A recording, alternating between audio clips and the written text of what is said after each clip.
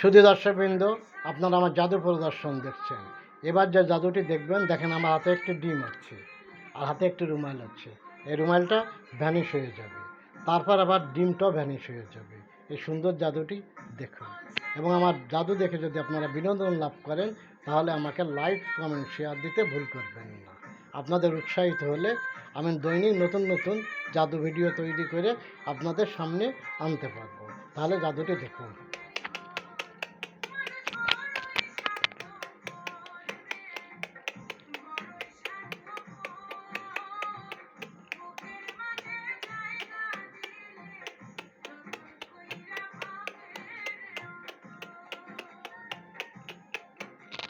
রুমাল ভ্যানিশ হয়ে গেছে।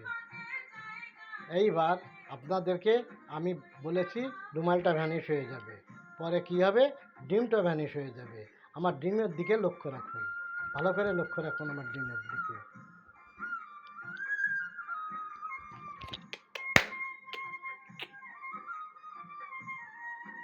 এখন সে ডিমও ভ্যানিশ হয়ে গেছে, হাতে আর আমার কোনো ডিম নাই।